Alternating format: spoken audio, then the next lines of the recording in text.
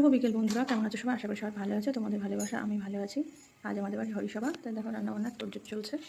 রান্নাবান্না চলছে, আমি এই দেখো ময়দা মাখতে বসেছি, মাও ময়দা মাখছে। আর দেখো আমি আলু সিদ্ধ বসিয়েছি, আলু তরকারি।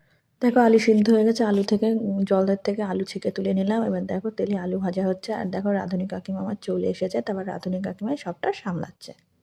পাপান সোনা দুষ্টুমি করছে, আর দেখো মা বসে বসে এখন লেচি কাটছে লুচির জন্য। এ পাপা কি করছো?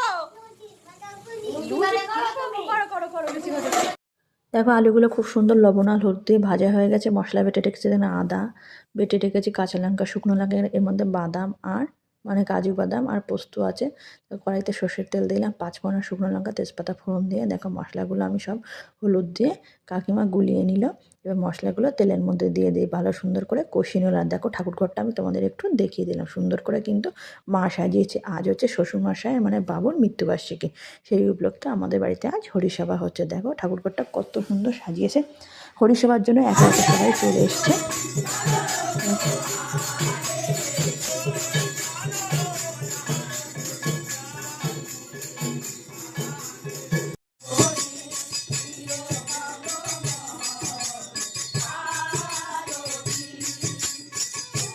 দেখো কাকিমা আলুর দম রান্না হয়ে গেছে, লুচিও ভাজা হয়ে গেছে, সুজি আমি করেছিলাম।